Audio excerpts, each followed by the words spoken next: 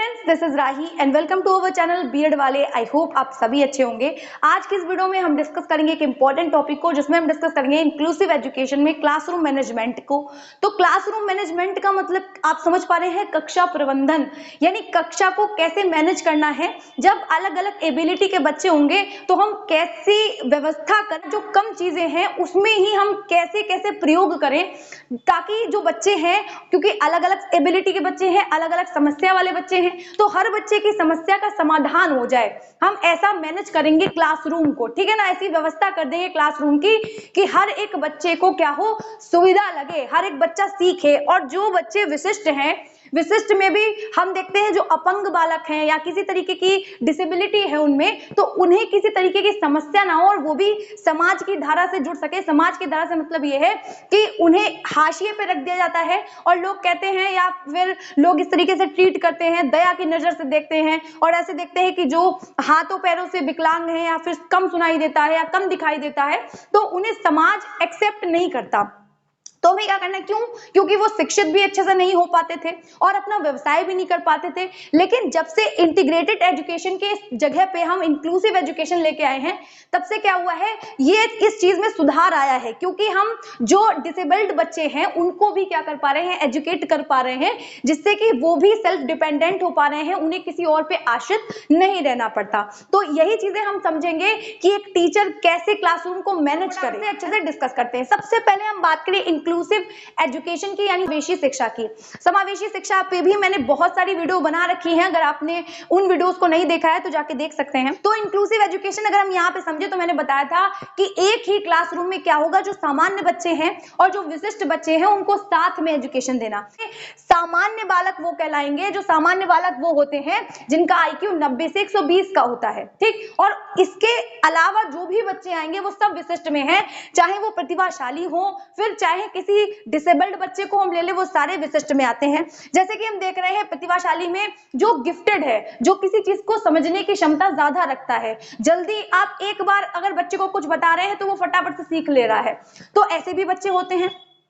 ठीक है, वो भी कैसे कहलाएंगे, गिफ्टेड कहलाएंगे। या फिर हम कह सकते हैं जो कि दृष्टि बाधित हैं, अंधे हैं, बहरे हैं, मूक हैं, है ना, मतलब कई तरीके के बच्चे हैं जिनको अलग अलग समस्याएं हो सकती हैं, मानसिक रूप से कमजोर हो सकते हैं, पिछड़े हो सकते हैं, मतलब कई तरीके की समस्या हो सकती हैं। इंटीग्रेटेड एजुकेशन में बदलाव किया और साथ में हमने हेट्रोजीनियस क्लासेस बनाई, जिसमें हमने कहा हर बच्चे को एक साथ पढ़ाएंगे, क्योंकि हर बच्चे में कोई ना कोई क्वालिटी छुपी हुई है। जब बच्चे एक साथ में क्या करेंगे, क्रियाएं करेंगे, एक साथ चीजें मैनेज करेंगे, तब जाके। और वैसे भी जो अपंग लोग हैं या फिर जो देख नहीं पाते हैं या जिसमें किसी भी तरीके की अक्षमता है, वो क्या है, हम इसीलिए बात कर रहे हैं क्योंकि प्रतिभाशाली बालक एक बार को कक्षा में मैनेज कर भी ले, लेकिन जो हमारे असक्षम लोग हैं, या हम कह सकते हैं अंधे हैं, बहरे हैं, या किसी तरीके की अक्षमता है, डिसेबिलिटी है, उनको समस्या होती है ना, क्लासरूम में मैनेज करने में। तो जब वो इंटीग्रेटेड एजुकेशन से निकल के, यानी एकीकृत शिक्षा से निकल के कहाँ आए, इंक्लूसिव एजुकेशन के द्वारा उन्हें शिक्षा दी गई, तो क्या हुआ, क्लासरूम में समस्या उन्हें होने लगी।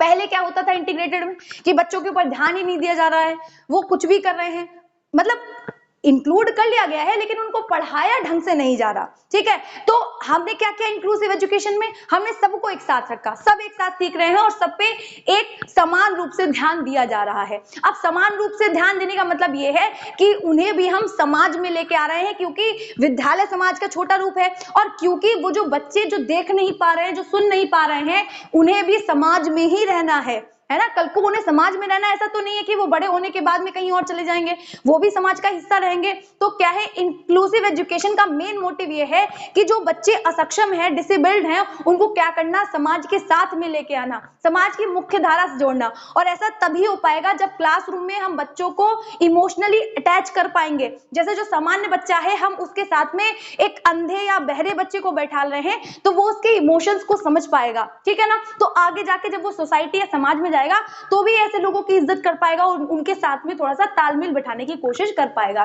तो बेसिकली क्या है, समावेशी शिक्षा इन सब बातों को इंक्लूड करती है, और समावेशी शिक्षा में प्रत्येक बच्चे की जरूरत के हिसाब से उसे शिक्षा दी जाती है। ऐसा देखिए यहाँ पे इक्विटी का ख्याल रखा जाएगा, इक्वालिटी का नहीं। इक्वालिटी का मतलब ये है सबको एक समान शिक्षा देना, लेकिन इक्विटी का मतलब ये है कि बच्चे की जैसी जरूरत है उसको उस हिसाब से शिक्षा देना समावेशी शिक्षा का काम होता है।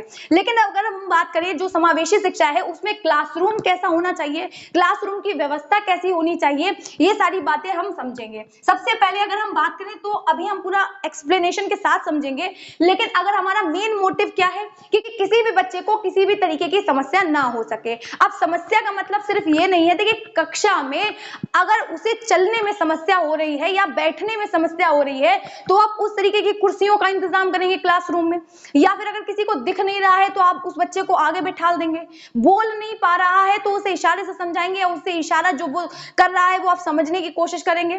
कुल मिलाकर हमें क्या करना है, हर बच्चे की समस्या पे काम करना है और उसकी समस्या का समाधान करके उसे सिखाना है।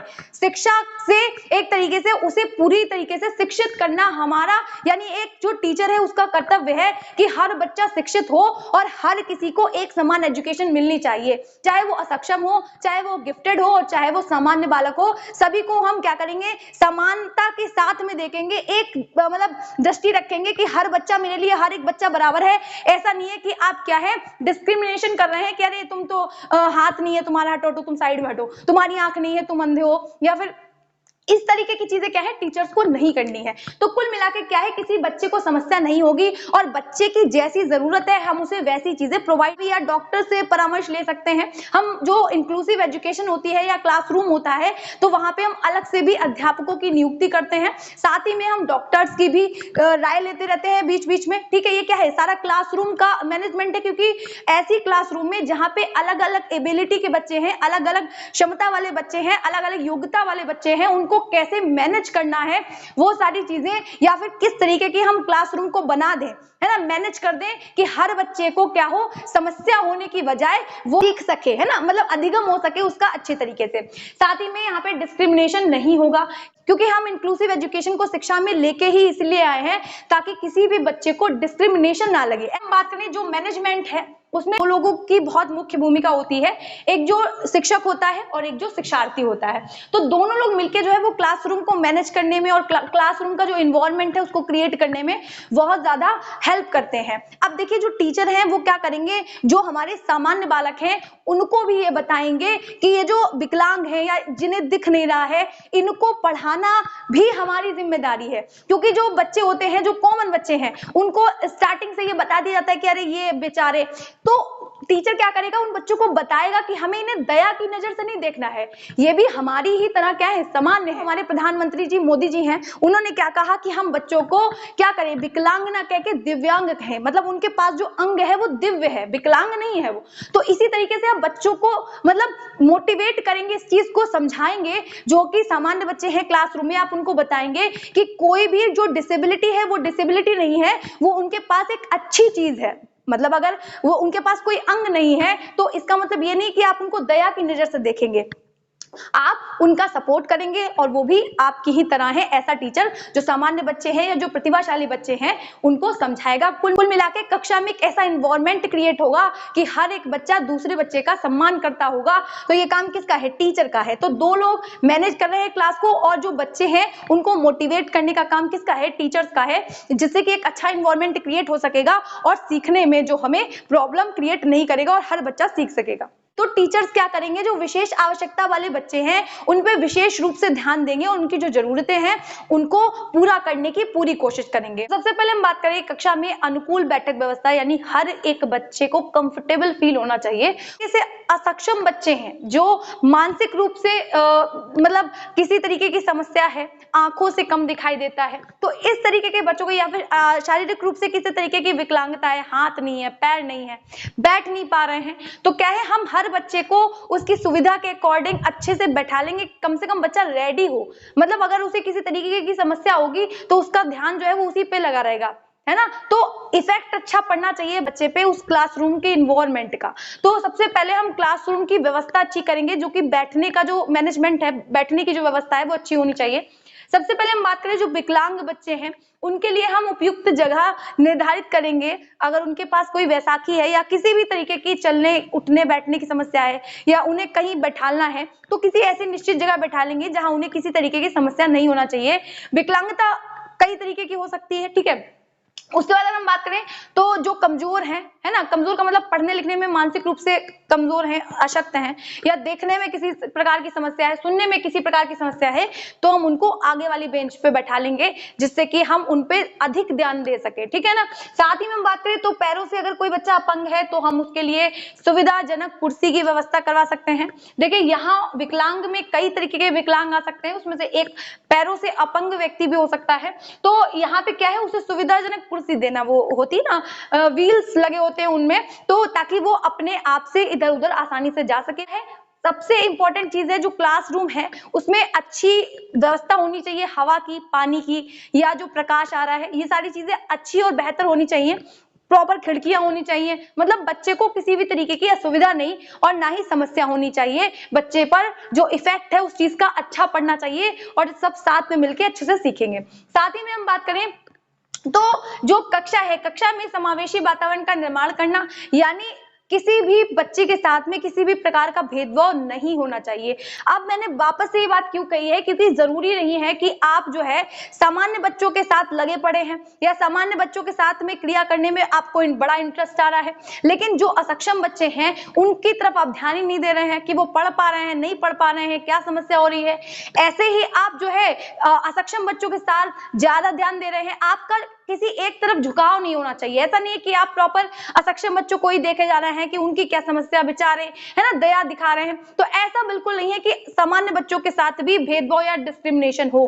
तो कुल मिला के हमें ये जो बैलेंस है वो क्रिएट रखना है कि सामान्य बच्चे और जो विशिष्ट बच्चे हैं उनमें किसी भी तरीके का भेदभाव ना उत्पन्न हो सके, जिससे कि क्या है, ये सब कहाँ चल रहा है, मैनेजमेंट का ही भाग है जो कक्षा कक्ष प्रबंधन हम पढ़ रहे हैं। तो किसी भी बालक के साथ भेदभाव नहीं करेंगे, ना ही सामान्य के साथ ना ही विशिष्ट के साथ, दोनों में एक समानता आप रखेंगे। एक टीचर होने के नाते आप क्या करेंगे कक्षा में, क्योंकि इन्वायरमेंट क्रिएट कर रहे हैं ना, कक्षा कक्ष में एक समावेशी वातावरण है ना, इंक्लूसिव इन्वायरमेंट क्रिएट कर रहे हैं आप, तो आप क्या करेंगे, एक सामान्य बच्चे को या एक प्रतिभाशाली बच्चे को एक आंखों से कमजोर बच्चे के साथ बैठा दिया।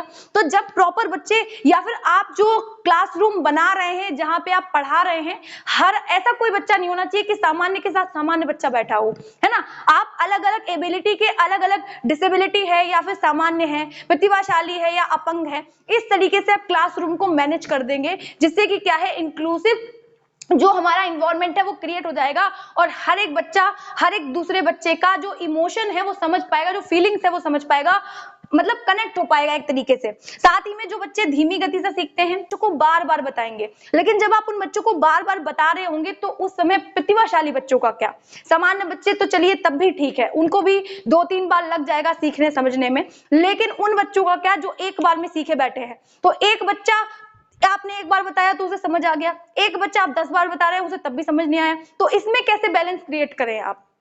उस समय आप क्या कर सकते हैं, जिस बच्चे को एक बार समझ में आ गया उस बच्चे से कहेंगे तुम जाओ और अपने सहपाठियों की मदद करो। तो जो बच्चा प्रतिभाशाली है उसके अंदर ये चीज भी, ये स्किल भी डेवलप होगी कि लोगों को कैसे पढ़ाते हैं। वो आगे जाके, कुछ बच्चे ऐसे भी होते हैं कि वो इस व्यवसाय से बहुत ज्यादा प्रभावित हो जाते हैं, वो आगे जाके इसी व्यवसाय को चुन लेते हैं। तो क्या तरीके हैं क्लासरूम मैनेज करने के, तो उस बच्चे को क्या करना है, अपने सहपाठियों की मदद करने में भी, जिससे कि शिक्षक की भी सहायता होगी और क्लासरूम में मैनेज हो जाएगा पूरे अच्छे तरीके से। तो कुल मिला के जो धीमी गति से सीख रहे हैं उनको बार बार बताना, और साथ में जो प्रतिभाशाली जो बच्चे होंगे वो जल्दी सीख लेंगे तो उनको अपने सहपाठियों की सहायता करने को कहना, जिससे कि पूरे क्लास में क्या है, एक बैलेंस क्रिएट होगा, एक इंक्लूसिव एनवायरनमेंट क्रिएट होगा। और सबसे इंपॉर्टेंट चीज पता है क्या है, सबसे इंपॉर्टेंट चीज है कि मोटिवेशन, कितने अभिप्रेरित हैं बच्चे सीखने के लिए या किसी काम को करने के लिए, है ना। हर बच्चे के अंदर इमोशंस है, तो आप क्या करेंगे, बच्चे को अभिप्रेरित करेंगे, मोटिवेट करेंगे कि तुम भी कर सकते हो, है ना। हर बच्चे को टीचर्स द्वारा मोटिवेट किया जाना चाहिए, चाहे वो कोई विकलांग बच्चा हो, आंख से अंधा हो या फिर कान से बहरा हो, किसी भी तरीके की अक्षमता हो, मतलब ऐसा नहीं बच्चे को लगना चाहिए कि मैं नहीं कर पाऊंगा। वो भावना होनी चाहिए कि मुझे और सीखना है और सीखना है ना। तो बच्चे का मोटिवेट होना जरूरी है, जिसमें एक शिक्षक की महत्वपूर्ण भूमिका होती है और इसके लिए टीचर का खुद से भी एक तरीके से मोटिवेट होना जरूरी है। आई होप इतनी चीजें आपको अभी तक समझ आई होंगी। अब हम बात करते हैं विशेष बालकों पर विशेष ध्यान देना। यानी देखिए, जो सामान्य बच्चे हैं, जो असामान्य बच्चे हैं, हम उनको प्रॉपर मैनर में सिखा रहे हैं। लेकिन अभी मैंने बात की कि जो विशिष्ट आवश्यकता वाले बच्चे हैं, उनको सच में ऐसा है कि उन्हें जरूरत है चीजों की। जैसे कि हम बात करें जो मंद बुद्धि बालक है, मंद बुद्धि का मतलब ये है कि जिनका IQ लेवल बहुत कम होता है, तो हमें बार बार पुनरावृत्ति करवानी पड़ती है, यानी दोबारा से रिवीजन रिवीजन रिवीजन, बार बार हम उन चीजों को समझाएंगे तो उस बच्चे को समझ आ जाता है जिसका IQ लेवल कम होता है ना। मंद बुद्धि है मतलब उसे समझ आएगा लेकिन देर में समझ आएगा। तो उस चीज के लिए हमें क्या है, टीचर होने के नाते ऐसा नहीं है कि हम कहें हटो तुम्हें तो समझ में नहीं आ रहा है, हटो हम तुम्हें नहीं सिखाएंगे, ऐसा नहीं है। उसको मोटिवेट करना है कि क्यों नहीं आ रहा बेटा, तुम्हें आएगा। तो क्या है, बच्चे को बार बार से पुनरावृत्ति करवाना है, रिवीजन करवाना है बार बार, जिससे कि क्या होगा, बच्चे को वो चीज समझ आएगी। तो यहाँ पे क्या है, आवश्यकता की जरूरत है। सामान्य बालक को तो आपने 2-3 बार समझा दिया, समझ आया, लेकिन मंद बुद्धि बालकों को बार बार रिवीजन की जरूरत होती है, जिससे कि वो चीजों को भूलते नहीं है। इसी तरीके से जो अंधे लोग हैं, उन्हें क्या कर सकते हैं, आप पास में बैठा सकते हैं, और हम कह सकते हैं पास में बैठा लेंगे तो वो उनकी जो समस्याएं उत्पन्न हो रही है तो आप उनको अच्छे से हल कर सकते हैं। और साथ में अगर किसी बच्चे को कम दिखाई दे रहा है तो उसको आगे तो बैठा लेंगे, साथ में प्रकाश की जो व्यवस्था है वो अच्छी रखेंगे, मतलब लाइटिंग अच्छी होनी चाहिए। साथ में बात करें कोई बहरा है, मतलब सुनाई नहीं दे रहा, आप उस पीछे बैठा रखा है, तो उसको कैसे समझ आएगा। तो अगर आप बहरा है पीछे बैठा रखा है तब भी ठीक है, लेकिन अगर आप कोई चीज बता रहे हैं तो एक्सप्लेनेशन नहीं देंगे आप वहां पे, और एक्सप्लेनेशन अगर दे रहे हैं तो उन बच्चों के साथ में जो अंधे हैं उनको तो आपका एक्सप्लेनेशन समझ आ जाएगा क्योंकि उन्हें सुनाई दे रहा है। लेकिन जो बहरे हैं उनके साथ आप क्या करेंगे, आप किसी मॉडल का, किसी चित्र का, किसी आकृति का या किसी भी इशारे का इस्तेमाल करके आप क्या करेंगे, बहरे जो छात्र हैं उनको क्या करेंगे, पढ़ाएंगे। या ऐसा भी हो सकता है कि जो ऐसे टीचर को हायर करेंगे जो इस लैंग्वेज को, जो साइन लैंग्वेज होती है, उसको एक्सप्लेन कर सकता हो। ठीक है, तो इस तरीके की व्यवस्था हम क्लासरूम मैनेजमेंट में करते हैं, कक्षा कक्ष प्रबंधन में करते हैं। साथ ही में जो अस्थिबाधित लोग हैं, जिन अस्थिबाधित में बच्चे खड़े होने में समस्या होती है या हड्डियों से संबंधित समस्या बच्चे को होती है, तो वो जब खड़ा नहीं हो पा रहा है या अपने शरीर को मैनेज नहीं कर पा रहा है, उसे प्रॉब्लम हो रही है, तो उसके लिए हम अलग से कोई व्यक्ति यानी उसको सपोर्ट करने के लिए भी कक्षा में प्रवेश लेने दे सकते हैं। ऐसा नहीं है कि हम कहेंगे नहीं क्लासरूम में कोई नहीं आएगा, बच्चे की सुविधा के अकॉर्डिंग उसे चीजें प्रोवाइड करवाई जाएंगी कि अगर वो अपने साथ में किसी मतलब पेरेंट्स को या फिर किसी अन्य व्यक्ति को लेके आना चाहता है जो उसके शरीर को संभाल सके और उसे भी कोई परेशानी ना हो, तो उसके लिए हम क्या करेंगे, किसी अलग से व्यक्ति को क्लासरूम में प्रवेश लेने की अनुमति होगी जो कि उसकी मदद कर सकेगा। ठीक है, इतनी चीज आपको समझ में आई है। साथ ही में अगर हम बात करें तो जो शिक्षण सूत्र हैं उनका इस्तेमाल क्या करना है, अच्छे से करना है, और ऐसे शिक्षण यानी मेथड आपके, ऐसी टेक्निक, ऐसी स्ट्रेटेजी होनी चाहिए। कक्षा कक्ष प्रबंधन जो है यानी जो मैनेजमेंट है उसमें क्या है, ये जो मतलब मैनेजमेंट है उसमें टीचर है वो क्या करें, पहले से प्लानिंग करके लेके जाएं। पहले से ही वो क्या करेंगे, किसी टॉपिक को पढ़ाना चाहते हैं तो उन्हें ये पता होना चाहिए कि क्लासरूम में अगर कोई बच्चा जो है वो अपंग है या किसी भी तरीके की उसमें मानसिक अशक्तता है या फिर किसी भी तरीके की उसे समस्या है, तो मैं इस टॉपिक को उस बच्चे को कैसे पढ़ा सकता हूं, है ना। मतलब टीचर का जो प्रोस्पेक्टिव है, टीचर का जो दृष्टिकोण है, वो हर तरफ चलना चाहिए कि हर एक बच्चे को, क्योंकि अलग अलग एबिलिटी के बच्चे हैं, टीचर एक है, तो जब वो पहले से प्लानिंग कर लेगा इस चीज की तो वो चीजों को हैंडल कर पाएगा। हम प्लानिंग करते हैं ना तो हम प्रॉपर मैनर में सारी चीजें कर पाते हैं। तो इसीलिए क्या है, टीचर पहले से प्लानिंग करेगा कक्षा कक्ष प्रबंधन के अकॉर्डिंग। इंक्लूसिव एजुकेशन में कक्षा कक्ष प्रबंधन से मतलब है मैनेज कैसे करेगा चीजों को। तो टीचर पहले से प्लानिंग कर रहा है किसी भी टॉपिक को पढ़ाने की, और उसकी जो भी स्ट्रेटेजी रहेगी वो आसान होनी चाहिए, लचीली होनी चाहिए, उसमें बदलाव भी कर सकता है टीचर। क्लासरूम में जाके अगर टीचर को लग रहा है कि ये जो हम स्ट्रेटेजी बना के लेके आए हैं ये इससे बच्चों को समझ नहीं आ रहा है, जो भी अशक्त बच्चे हैं या किसी भी तरीके की समस्या वाले बच्चे हैं या सामान्य या फिर प्रतिभाशाली बच्चे हैं, उनको समझ नहीं आ रहा है, तो वो अपनी स्ट्रेटेजी को, अपने मेथड को, अपनी टेक्निक को परिवर्तित भी कर सकता है, टाइम के अकॉर्डिंग, ठीक है। तो वहां पे क्या है, टीचर क्या करेगा, जो उसकी जो भी वो टॉपिक पढ़ाने जा रहा है, जैसे कि वो कई तरीके की टेक्निक का, मेथड का इस्तेमाल कर सकता है, स्ट्रेटेजी लगा सकता है।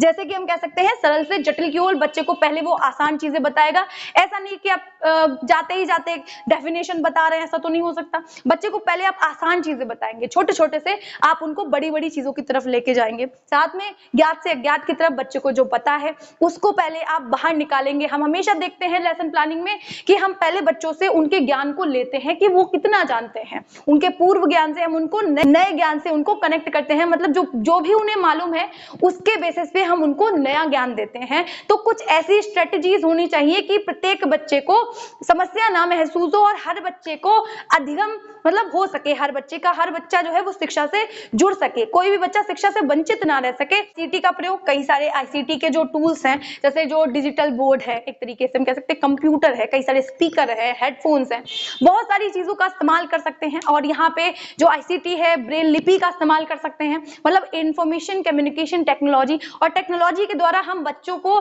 जो अशक्त बच्चे हैं उनको तो और अच्छे से सिखा सकते हैं। मैं बार बार जो अशक्तता वाले बच्चे हैं उनको इसीलिए हाईलाइट कर रही हूँ क्योंकि जो सामान्य बच्चे हैं या जो प्रतिभाशाली बच्चे हैं उनको मैनेज करने में समस्या नहीं होती है, लेकिन जो विशेष आवश्यकता वाले बच्चे हैं, जिनको किसी भी तरीके की डिसेबिलिटी है, उनको क्या है, हमेशा एक कह सकते हैं सहायता की जरूरत रहती है। तो क्या है, टीचर का काम है जो भी बच्चे हैं अशक्तता वाले, उसमें आईसीटी का प्रयोग करके क्या कर सके, और ज्यादा आसान बना सके बच्चों के सीखने को। यहाँ पे आ जाता है शिक्षण अधिगम सामग्री। देखिए, जो भी बच्चे हैं उनके ध्यान को केंद्रित करने के लिए, उनका ध्यान खींचने के लिए जो टीएलएम होते हैं वो बहुत ज्यादा अच्छे रहते हैं। तो बच्चे के स्तर के अनुसार आप क्या करेंगे, टीएलएम का इस्तेमाल करेंगे, और हर एक बच्चे के को ध्यान में रखते हुए आप टीएलएम को क्रिएट करेंगे, जिससे कि प्रत्येक बच्चे को वो जो टॉपिक आप समझा रहे हैं वो समझ में आना चाहिए। साथ ही में हम बात करें तो समय प्रबंधन की अगर हम बात करें तो जो क्लासेस हैं हमारी वो टाइम टेबल के अकॉर्डिंग होनी चाहिए। मतलब ऐसा नहीं है कि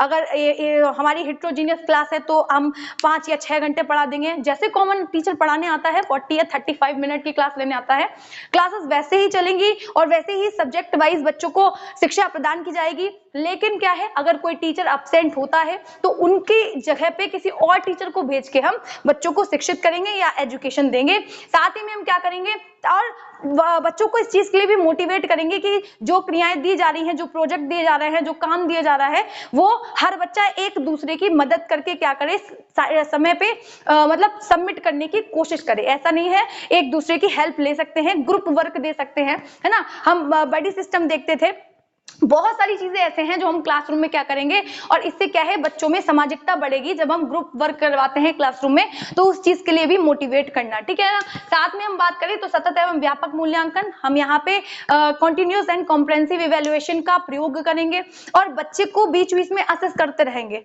किसी भी तरीके का बच्चा हो सकता है, हम बच्चे को मासिक रूप से मतलब माह के अकॉर्डिंग मंथली, और साथ में त्रिमासिक 3-3 माह के मतलब बाद में, उसके बाद में हम अर्धवार्षिक यानी 6-6 महीने पे कर सकते हैं, मतलब हाफ ईयरली जो एग्जाम्स होते हैं उसके बेसिस पे हम बच्चे को जज करेंगे, देखेंगे, इवैल्यूएशन करेंगे, असेस करेंगे। साथ में हम क्या है, बच्चे को जो एनुअल एग्जाम होते हैं उसके बेसिस पे भी उनको इवैल्यूएट करेंगे। क्यों? क्योंकि हम बच्चों की कमियों को देख रहे हैं कि कहाँ पे कमी रह गई। शिक्षण की जो विधियां हैं उनका भी इवैल्यूएशन हो पाता है, साथ में बच्चे का इवैल्यूएशन हो पाएगा कि वो कितना सीख चुका है या उसे कितना सिखाना बाकी रह गया है।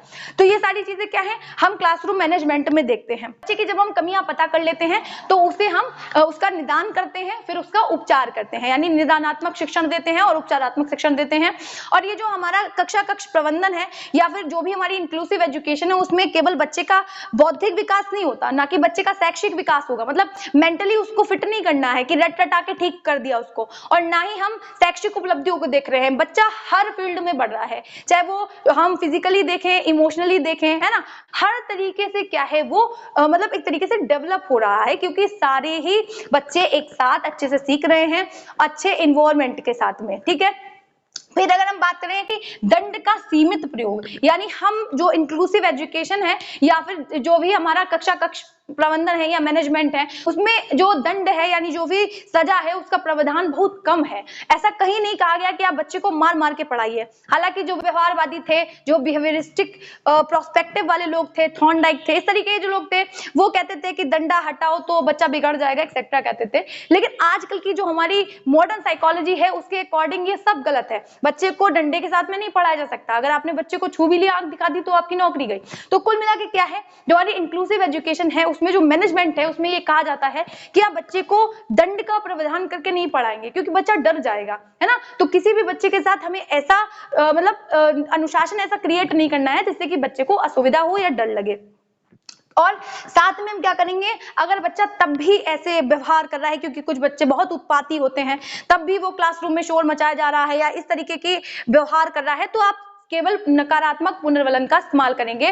पुनर्वलन का मतलब होता है रीइंफोर्स करना। जैसे कि हम कह सकते हैं सकारात्मक और नकारात्मक दो तरीके के होते हैं। सकारात्मक आप कोई पॉजिटिव रीइंफोर्समेंट दे सकते हैं, वो उसमें प्राइज भी आ जाता है, उसमें स्टार बनाना आ जाता है कॉपी में। कई तरीके के सकारात्मक होते हैं, क्लैपिंग करवाना हो सकता है, शाबाश कहना हो सकता है, ये सब क्या है, रीइंफोर्समेंट है सकारात्मक। लेकिन नकारात्मक में कौन से रीइंफोर्समेंट आते हैं, यानी पुनर्वलन आते हैं। नकारात्मक में आप बच्चे को आंख दिखा सकते हैं, फिर नहीं डांट देना कि वो सहम जाए, है ना। बच्चे क्या है, फूल की तरह है, हमें उनको माली की तरह सींचना है। तो साथ में हमें क्या करना है, सीमित दंड देना है या नंबर काट लेने हैं बच्चे के अगर वो। तो सबसे ज्यादा इंपॉर्टेंट चीज क्या है, समग्र बुनियादी संरचना एवं मूल संरचना। कुल मिला के जो कक्षा की व्यवस्था है, जो एक तरीके से इंफ्रास्ट्रक्चर है क्लासरूम का, वो कैसा होना चाहिए। तो वहां पे क्या है, हम क्या कर सके, हवादार खिड़कियां होनी चाहिए, साथ में वहां के फर्नीचर का, बैठने की जो मेजे हैं वो कैसी होनी चाहिए, बेंच जिसको बोल रहे हैं वो कैसी होनी चाहिए, दरवाजे कैसे होने चाहिए। हम अभी जो मॉडर्न टाइम है उसमें हम देखते हैं कि क्लासरूम को उन्होंने, मैंने एक वीडियो देखी थी उसमें मैंने देखा था कि उन्होंने पूरे क्लासरूम को एक ट्रेन में कन्वर्ट कर दिया है ना, कि बच्चों को फीलिंग आ रही है कि वो ट्रेन में बैठे हुए हैं बाहर से देखने पे, है ना। तो वही है कि बड़े चौड़े दरवाजे हो, फर्नीचर अच्छा होना चाहिए, वहां का मतलब बेंचेस हैं वो अच्छी होनी चाहिए, और साथ में लाइब्रेरी की व्यवस्था होनी चाहिए, लाइब्रेरी हो और सुरक्षा मानक हो, मतलब जो विशेषज्ञ हैं, जो डॉक्टर्स हैं, उन सभी को नियुक्त किया जा सके। सुरक्षा मानक एक तरीके से हम कह सकते हैं वो जो हम अग्निशामक यंत्र लगाते हैं, वो सारी चीजें भी किसमें आती हैं, सुरक्षा मानक में ही आती हैं। इसमें बहुत सारी चीजें आ जाती हैं, ठीक है ना। साथ में हम शौचालय की उचित व्यवस्था करेंगे, ठीक है, और साथ में साइन बोर्ड का इस्तेमाल करेंगे। कई तरीके के साइन हो सकते हैं, राइट टर्न करने के लिए क्या होगा, लेफ्ट टर्न करने के लिए क्या होगा, आगे जो है वो पतला पुल है, ऐसे कई सारे हम लोग रोड पे भी कई सारे जो है वो साइन बोर्ड्स देखते हैं, तो हम साइन बोर्ड्स का भी इस्तेमाल करेंगे कक्षाओं में। साथ में हम रैंप बनवाएंगे, जो बच्चे ऊपर नहीं चढ़ सकते हैं, यानी रैंप का मतलब वो जो फ्लैट वाला एरिया होता है ना, जिस इस तरीके से, इसको क्या कहते हैं, रैंप कहते हैं, जिसपे जो बच्चे हैं उनको अपनी व्हील चेयर चढ़ाने में या जो असक्षम बच्चे हैं उनको चढ़ने में कोई समस्या ना हो। मतलब कुल मिला के हमें क्लासरूम का मैनेजमेंट इस तरीके से क्रिएट करना है जिससे कि किसी भी बच्चे को असुविधा नहीं होनी चाहिए और वो प्रॉपर मैनर में एजुकेशन ले सके और समाज की धारा से जुड़ सके और सेल्फ डिपेंडेंट हो सके।